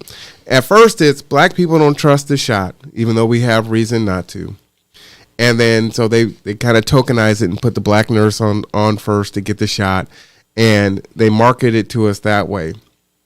And then you would think that more of us would end up getting the shot, but then when you look at the data, there's an inequality there of us actually getting the shot, and there are a lot of us that actually do want the shot. So it's like, I mean, there's so many different angles to look at this thing at. It's new and not gone through enough testing, and most to trust true was my hesitation. Yeah, it's just like vaping. I remember when vaping first kind of hit the college, and people would put these big blocks on the desk and like, what is that? Also, it's my vape. What's a vape? This thing looks like some kind of crazy machine with coils, and the thing's like 4 pounds, crazy. And what everyone that was vaping was saying in the very beginning was, oh, it's just so much more healthier than a cigarette, and it doesn't have half the carcinogens in it, and it's just this and that. And they were quoting it like they were writing for the company, right? And as my conversation was like, this is new. You have no idea what it does. It's giving you the same feeling. You still have nicotine. It still has to be affecting you somewhat similarly as a cigarette is. Well, it's not as bad as a cigarette. So, it's just so much better. And the odd thing is seeing people vape and smoke. And it's like, well, I figured you might just like give up one for the other, but you're doing both. Okay, that's your thing. I don't smoke, so I don't have any kind of rationale on that. I do smoke cigars from time to time. But then, there's vape lung and all this other stuff. So as it was around long enough, then you could start to see the effects of what it was doing to people. And so that's definitely I agree with you, Angelia. That's how I feel about the vaccine. It's like it's just so new. We don't know enough, and so it's just kind of a wait and see approach. And in some ways, it's kind of cool because most of us don't have access to it anyway, so we have no choice but to wait and be careful and just take our time. So in some ways, it's a good thing. My concern for many folks is, especially for our low-income people, our people that use services, when they start saying things like, if you want the vaccine, or you want to keep your TANF, you want to keep your SNAP benefits, then you're going to get this vaccine. If you want to bring your kids to school, they're going to have to be vaccinated. That's where I'm concerned, right? If that starts happening, I think that's. I don't think people should be forced into that. I get the whole herd immunity thing and whatnot, but I think that's a very slippery slope to force people into that and say, we're going to cut off your support if you don't get vaccinated. And there have been proposed bills to try to go through Congress on doing just those things, and I think they haven't gone anywhere yet, but I know that there's been conversations of that. That's scary. That is truly scary. Let's see. Absolutely. Trust is a big issue. Now they're advertising issues surrounding it. Yes. Yep. Yep. Gaping, no, you have no idea what you're putting in your body. Oops, vaping. I had an opportunity, but I did pass it up. Yep. And we did. They actually, an organization, reached out to G2 because we're considered an essential organization as we're transporting people and feeding people during this time. And I brought it to my board, and my board said, no, we'll wait, almost unanimously. And then, Rod, who lives in Seattle, he's in the medical field, so he was going to get the vaccine, based on his evidence and where he is and his decision. So, yeah, but we just said we would wait. And many of us have, we have diabetics, we have, folks with obesity. I mean, we've got high blood pressure, hypertension. We have folks that have more than one. I know that I'm taking blood pressure medicine, you know what I'm saying? So, there's things where, if you get it, you could end up checking up out of here. So you really have to make a decision, or you need to be really careful. And so we've just chosen to be really careful. My kids, I want there to be more testing, and know my kids are okay. Yes, absolutely. That's exactly how I feel. Like right now, I don't want Layla to have it. I'm glad that, when you are a single parent, it could be a very scary, especially if you're the non-custodial parent, as I am. Because ultimately, mom makes the decision on that. So, if she felt like, no, I want Lily to get the vaccine, there's nothing I could do about that, right? Besides voice my opposition. So I'm glad that, we do see eye to eye on that. And that's just a kind of a side note, take your time, decide who you have children with. The relationship may not work out, but that person that you have a child with, you are going to have to parent with that child, or parent with that person until that child is an adult. And so if you guys don't, believe in raising your children somewhat similarly, you're going to have a lot of issues. And that's one of the things that I can say that very blessed about is me and Layla's mom have a lot of similar ideas on how Layla was going to be raised before we had Layla, before we even tried having Layla. And so that makes things a lot easier now that we're not together and have moved on from each other, but still love Layla and are able to have conversations and things of that nature. Not to say that we agree on everything, because God knows we don't agree on everything, but a lot of the major things were of the same thought. So I'm very thankful for that. Yeah, co-parenting is that is something else, right? And I'm getting a second time to do it over. So I did a horrible job the first time. Matter of fact, I wasn't a co-parent, I was an absent parent. I have a 28-year-old and I have 2 grandchildren, and I was 20 when I had my first daughter, and I didn't really want anything to do with being a father, and tried every now and then throughout the years. And, it was tough. I was doing my own thing. I was selfish, didn't want to be a dad. Went through a lot of the things that many single mothers have gone through, where the dad is like, oh, that's not my kid. I want a blood test, and just, not being accountable. So all those things, I was that guy at one point in time, right? Like I said, you'll learn a lot about me. I'm by no means a paragon of perfection or righteousness at all. And it's tough. But, it was really important that when Layla and I was going to, do it again, that it was going to be a different experience. And so I went into that one just eyes wide open, more mature, more prepared, and you can't go back, and undo the things that you didn't do or that you did do in the past. You can only try to do the best that you can today. And so I've tried to do that with my oldest daughter, my grandchildren, to the best of my ability. And that's all I can do, and just kind of go forward in that. And it is what it is, and just kind of talk through it. If those conversations are, kind of presented, like if she wants to have a conversation about the past, and I'm open for that, because I'm always going to be accountable for not being there when I could have been there, right, and should have been there, but definitely wasn't in the position to do so. But yeah, do think about that. Whether you are, you don't have any kids, or you're with that person that your nose is so wide open, you love their dirty drawers and their bath water, and you do anything for them. Just make sure you're on the same accord before you have a child, because it is tough. My brother had a baby during COVID, and it's like, man, yeah, they're married, but it's like I would be pretty terrified to bring a baby into the world right now during COVID and everything else. And then the baby was early and had some complications, and he couldn't visit the baby, and then the mom had to leave the hospital, and only one person can be there at a time. Like, it was, oh man. I mean, COVID is just wrought with such uncertainty, to think you can't be around your child. And I'm like, yeah, no, I do not want to bring any more children into the world right now with all this stuff going on and having to deal with those things, for sure. Yeah.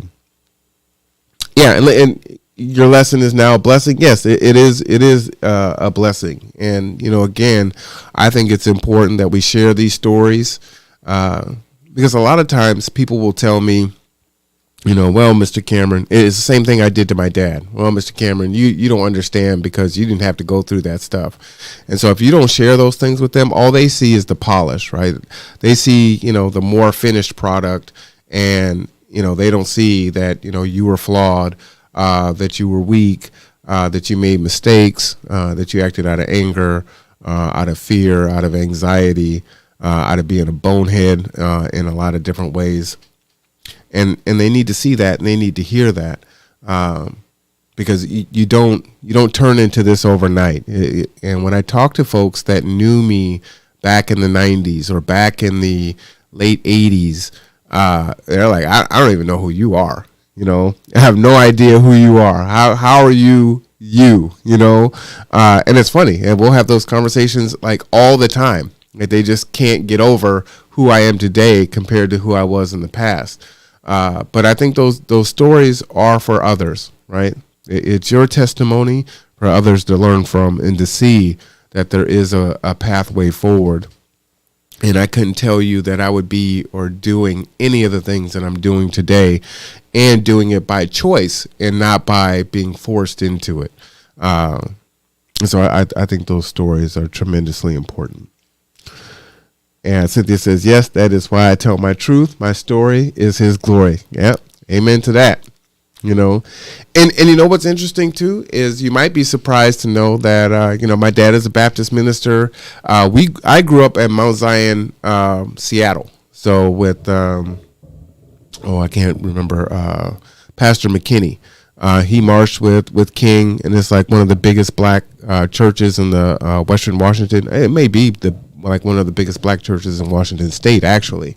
And then when my dad moved out here, he attended Mount Zion Bremerton, and so he was part of the choir. And but I don't have a church home here, and quite frankly, I don't even go to church at this point. And I would say that I am on my own journey of questioning. Yes, do I believe in God? Do I consider myself a Christian? Yes, I do. But I feel I have some thoughts now about the church, especially the black church, and just overall, not one specific church. I'm not attacking any churches, but just kind of how we go forward and the things that we need to do to grow and evolve. I think, you know, as a church, monolithically, we have kind of been steered like into the Democratic Party, and kind of we've been put into these, you know, stereotypical pieces. And I just feel like you need to go in some different ways. And it's been my experience that I haven't really felt welcome in a lot of the churches that I've attended, where, you know, it's just not an inviting space for me coming in. You kind of feel like an outsider. And then, you know, when you do come in, you know, they immediately kind of want to put you to work. But you kind of still feel like an outsider. So I don't have a church home. You know, it'd be nice to have one, but I know all the pastors because they were all friends with my dad. So I talked to them all. But yeah, it just doesn't resonate with me. So I've got to take the lessons that I've learned over the time of being with my father. I mean, if it happens, it happens, you know, and it could do that. But, I hear what you're saying, Angelia. It says you don't need a church to have faith. No, you don't, but you do need to stay in the word. That is important. And, I think that that Bible has been around for a long time. And I would agree with those that say that you do need to fellowship, and you do need to have other folks that you read the Bible with, to kind of bounce those ideas off of. It's the same thing that I'm talking about with the news, right? We can interpret the Bible a certain way, or certain chapters or stories or parables a certain way. And maybe it's meant to be taken that way, and maybe it's not, but we don't know if we're not in communion or conversation with someone else. So, you know, that's kind of how I think about it. But right now in my life, you know, I just don't have a church home. And I'm kind of redefining, you know, to kind of support what you're saying, Angelia, redefining what church is, right?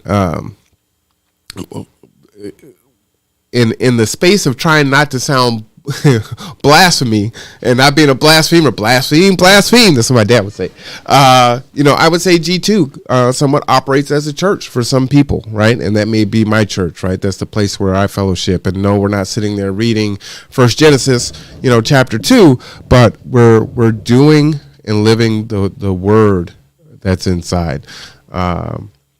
But yeah, I also agree with the second part that you do have to be in it and reading it. You know, Mount Zion and Patrick McKinney. Yeah, that's one of her sister church. You're at Sinclair, right, Cynthia?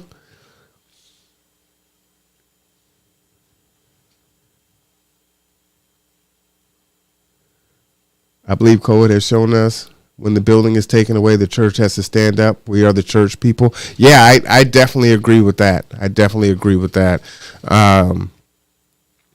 For sure. And my dad has always told me that when I didn't have a good relationship with my grandfather, as you guys may know, I was adopted when I was 5. I don't know my birth parents, but my adopted father, Reverend Cameron, his dad, Reverend Cameron, also didn't believe that he should be adopting children. And he adopted 17 of us over the course of time. And so he didn't like it. And so he would hold that over my father's head, unfortunately. And, you know, my dad would, you know, have financial needs from time to time because he was a very selfless person, and he would spend his last dollars on us to make sure that we had mental health as kids because we were, we came from all kinds of backgrounds. You know, one of my brothers was thrown out of a car on the freeway as a baby by his parents.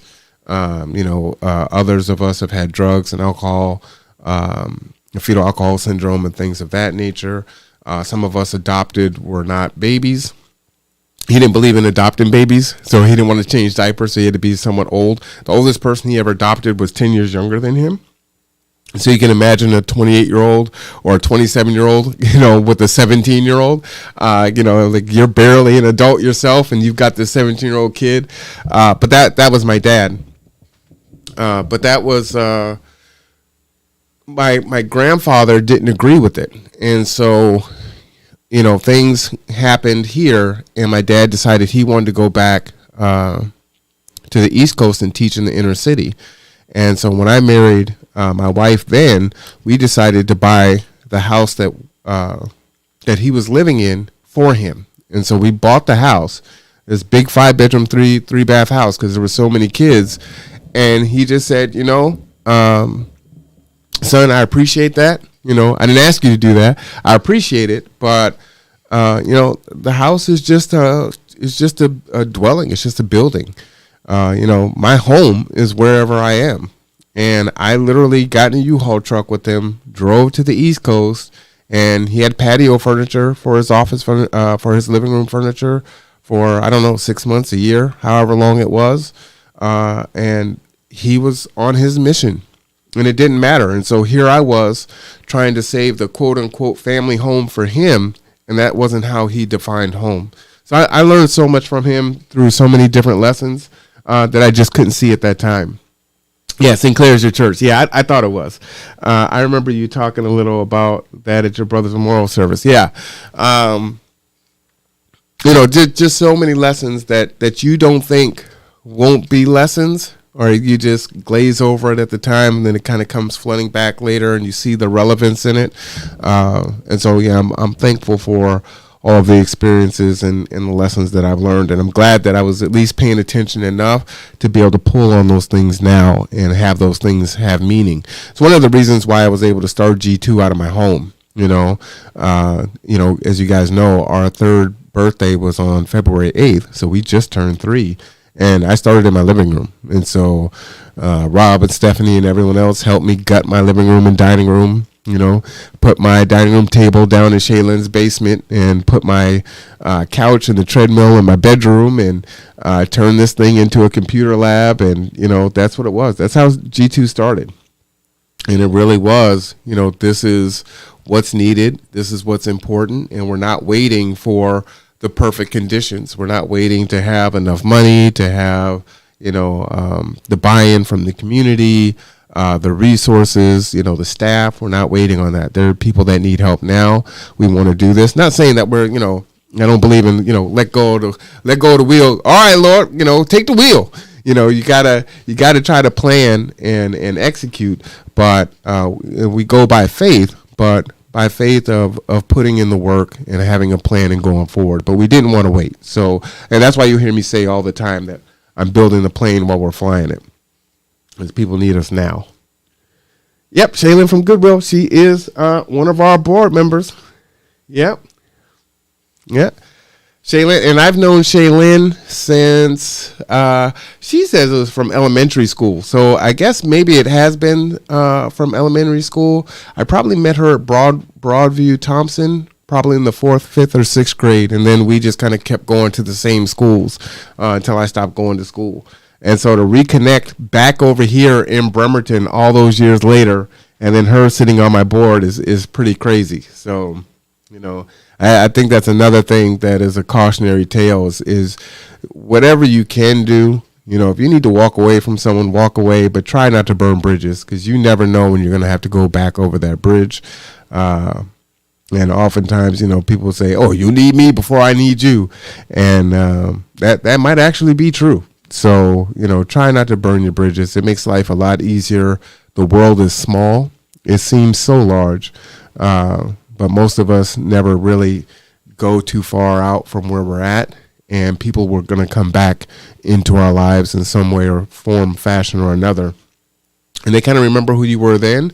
And even if you've changed, it kind of can give you an uphill battle to try to reestablish yourself as the new, improved version of yourself. So if you can do that, try not to shut doors, because you never know what door is going to open for you. And I tell people that all the time. You know, we started some of our programs and our relationships with some of the organizations in the county, and I won't name which one, but those from G2 that are listening know who I'm talking about.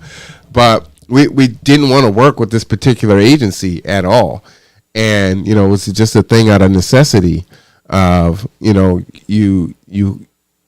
this is what's required. You need to work with this agency. And it wasn't that they were bad. It's just the process and the procedures that they had were just very, I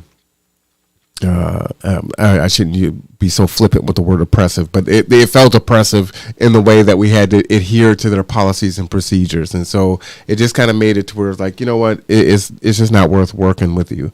But I would tell folks, look, we're doing this for a reason.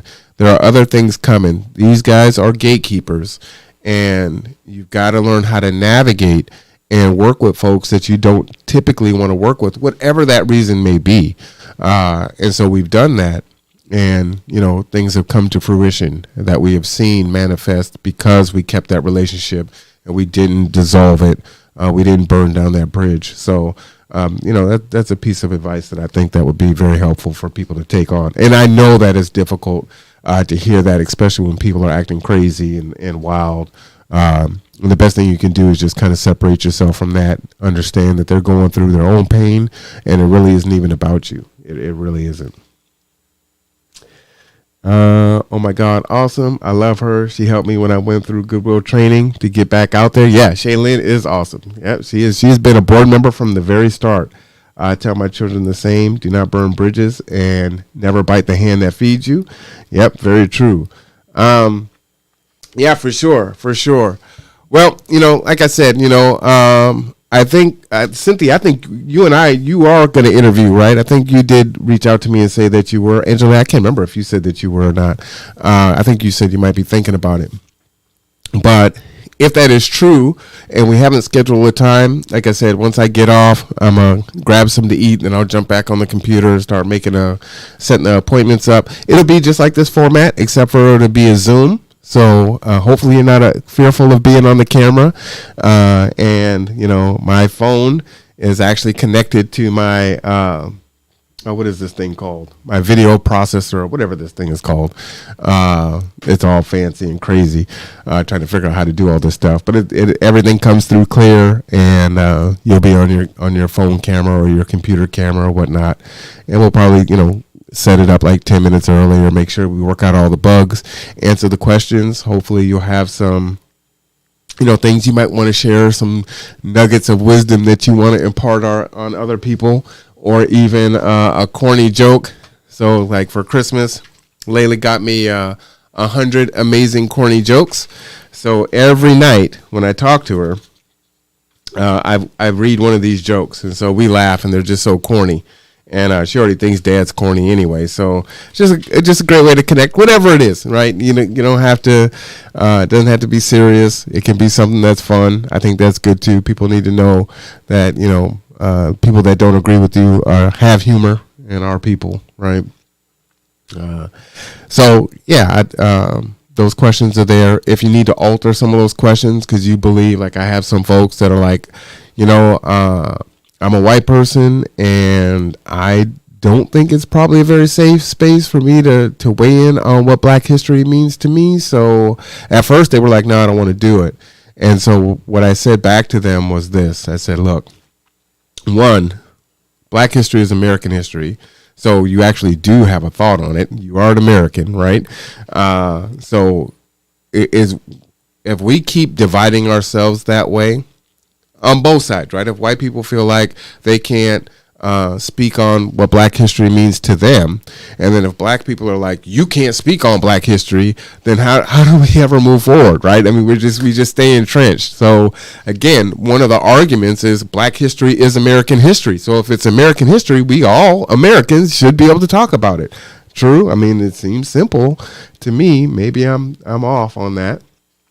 But yeah, so but he was concerned about that, right? And we're still in the middle of cancel culture, so we know that you can espouse a thought or an idea, and it's not coming from an area of maliciousness, but as I said way earlier in the broadcast, it's a space of, hey, this was my domestication. Rob would tell you when he tells his stories, he was raised in Detroit, and he was raised in an area where there were no Black people. He didn't meet any Black people, I think he said, until high school or until he joined the Navy.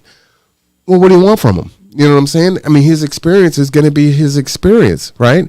And his life, his domestication is going to be framed by that. So why are you going to hold that against him? It's one of my closest people to me because of who he is and what he's trying to do and learn as he goes forward and navigates the world as he meets and is exposed to more people in his lifetime. If we do that, then we grow together, right? People are going to have questions. They don't understand why this or they don't understand why that. Cynthia, I don't know if you were there when the first diversity conference took place at OC, but they would have these breakouts for different rooms and different speakers with different ideas. And I'd go into some of the rooms and some of the Black people would be attacking other folks for asking questions. Now again, I'm talking about questions where it wasn't someone that wasn't trying to gaslight or purposely trying to, destroy, making progress, right? Just literally asking questions, even if it sounded stupid to us, it's, I don't know, isn't this the place to ask? And I get attacked. So now that I get attacked, I'm good. I don't want to ask any more questions. I'll just go back over here. And then there's no dialogue, there's no growth. So that's my viewpoint on it. That's what I've seen participating in, diversity conferences and sitting on panels and being in planning meetings and things like that, is that space has to be there. Both parties have a responsibility to come to the table in a genuine way. And so to me, yes, white people, Asian people, Latino people, everyone can speak on Black history because it's American history. You're an American. Of course, you can speak on it. So speak on it. But if you don't feel comfortable with it, we can change the question to something else because, again, I've signed up for the sing, right? I've signed up for the, the ridicule and, all the things that can come from it. So I can take it. I'm built for it. You know what I'm saying? I'm for tough. But you may not be. And so we can change it and you can answer other questions. And again, it could be $15 minimum wage. That could cause slings and arrows, right? COVID, the vaccine, that could cause things. All these things are hotbed issues that are toxic that can cause issues. So if there's something that you don't feel comfortable with answering, come up with a different question. Some people told me that they wanted to talk about, I think one person said they wanted to talk about homelessness in Mason County. It's like, yeah, man, that's great. Yeah, bring it on. Because I'm not going to come up with all those ideas. I can't. I'm one person. We need everybody else. So, yeah, if there's other things you want to talk about, you want to answer those 10 questions, and you want to add 2 or 3 more or share just some insight about some things, please do. I think that's awesome. And we'll get to know each other, and I think that'll be awesome.